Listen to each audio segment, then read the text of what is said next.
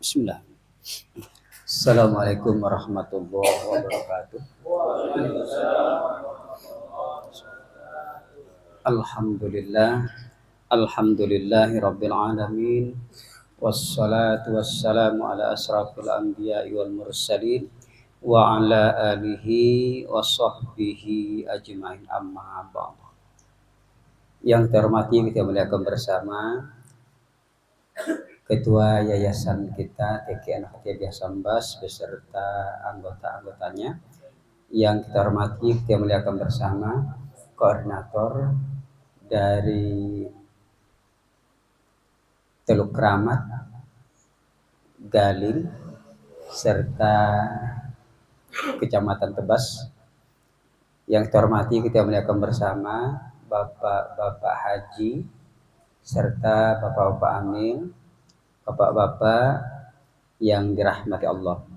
Jadi sebelum kita masuk pada kajian kitab Al-Hikam, Hikmah Al-Hikam yang ke-21, yang ketiga dan keempat, mari kita bersama-sama membaca surah Al-Fatihah. A'udzubillahi minasyaitonir rajim. Bismillahirrahmanirrahim. Alhamdulillahi rabbil alamin. Ar-Rahmanir Rahim. Maliki yaumiddin. Iyyaka na'budu wa iyyaka nasta'in. Ihdinas siratal mustaqim. Ghairil maghdubi 'alaihim waladdallin.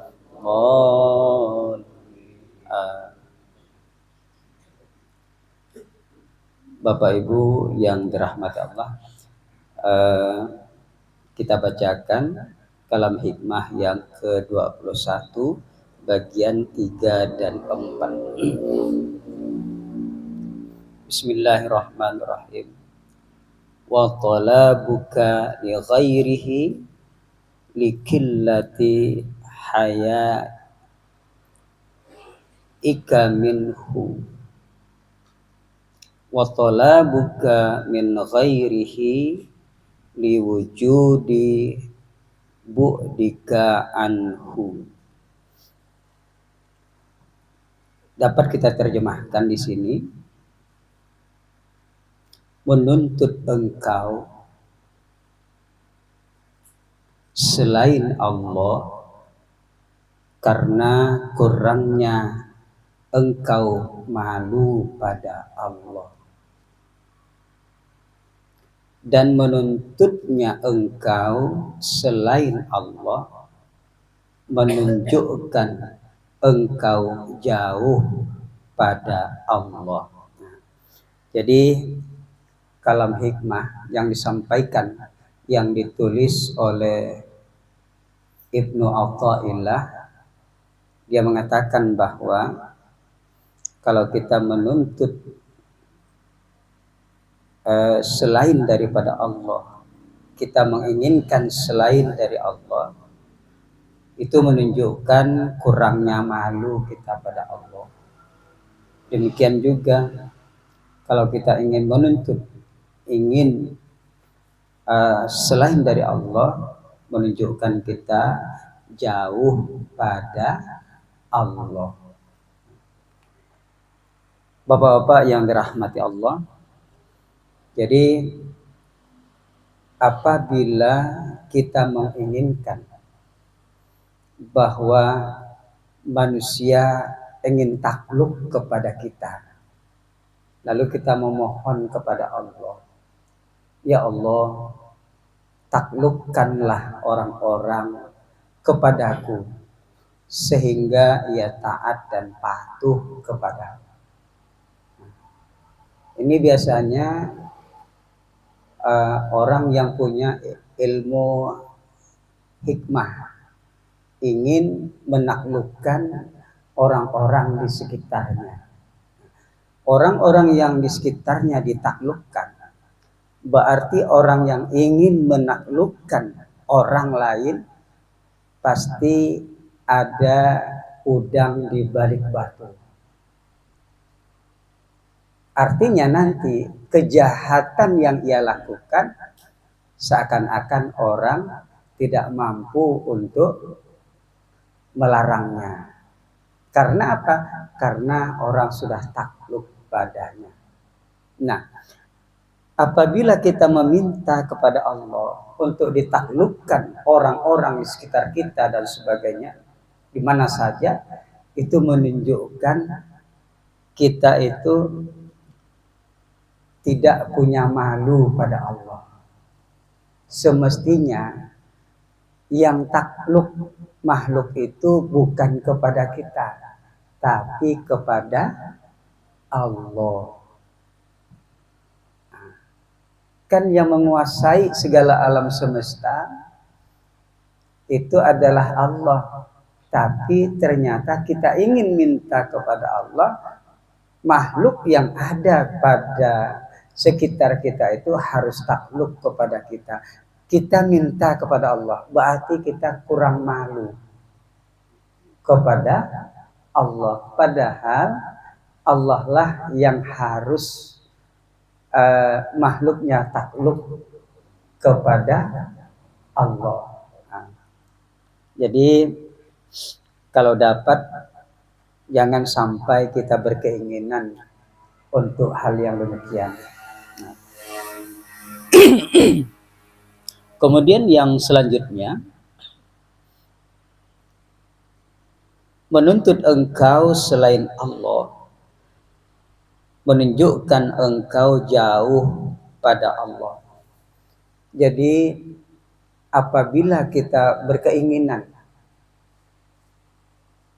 sesuatu tapi ternyata kita tidak meminta kepada Allah, tetapi hanya kepada selain daripada Allah, ini menunjukkan kita jauh pada Allah.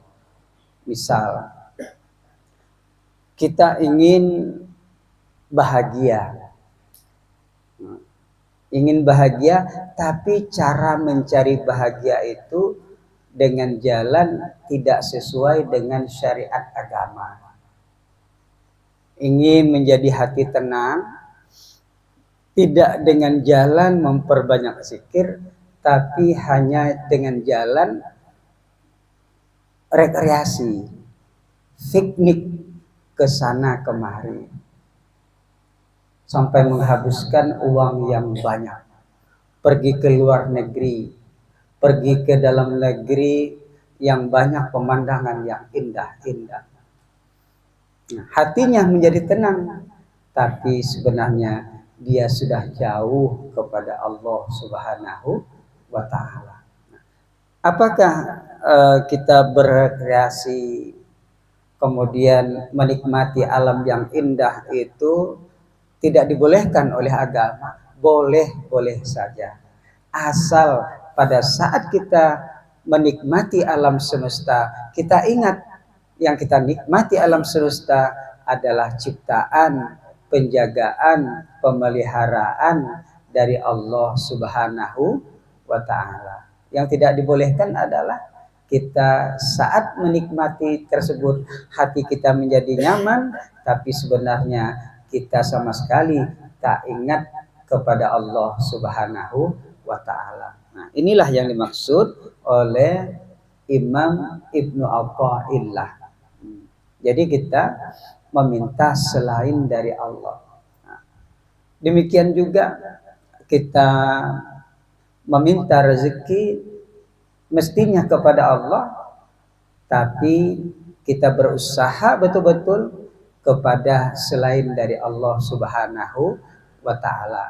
Nah, memang kita berusaha, misalnya kita meminta rezeki kepada Allah, kita perginya mencari rezeki ke Malaysia, mintanya kepada Allah, mencarinya di Malaysia, di Jakarta, dan di mana-mana. Itu dibolehkan asal kita yakin bahwa yang kita cari adalah karunia Allah dan nanti Allah memberikan rezeki kepada kita. Yang tidak boleh adalah kita lupa ketika mencari rezeki bahwa yang kita dapatkan rezeki bukan dari karunia Allah, bukan dari rezeki Allah, tapi ternyata hanya dari kemampuan kita mendapatkan rezeki. Ini yang tidak dibolehkan dalam agama. Inilah yang menurut Ibnu Athaillah kita termasuk orang yang jauh pada Allah, orang yang jauh pada Allah. Nah, Bapak-bapak yang dirahmati Allah, oleh karena itu segala sesuatu maka kita harus berpegang teguh kepada Allah Subhanahu wa taala. Kita menginginkan sesuatu maka jangan lupa kepada Allah Subhanahu wa taala. Karena Allah semua sudah mengatur kepada kita apapun yang kita inginkan sebenarnya itu sudah pada genggaman Allah Subhanahu wa taala. Apa yang terjadi pada kita sebenarnya adalah sudah ada pada genggaman Allah Subhanahu wa taala. Kita hanya tinggal menjalankan. Ketentuan sudah ada pada Allah. Oleh sebab itu, ketika kita mendapatkan sesuatu hal yang tidak menyenangkan, maka kita harus bersabar.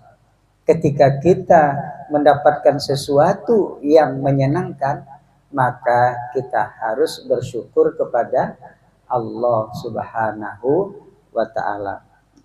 Bapak-bapak yang dirahmati Allah, hanya ini penjelasan daripada kita tentang kalam hikmah yang ke-21 bagian 3 dan 4. Mudah-mudahan bagi kita semua mendapatkan manfaat dari kalam hikmah ini, dan mudah-mudahan kita selalu mendapatkan rahmat dan ridhonya Allah Subhanahu wa ta'ala. Terima kasih atas perhatiannya, mohon maaf atas kekurangannya. Wallahul muwaffiq ila aqwamit thoriq. Assalamualaikum warahmatullahi wabarakatuh.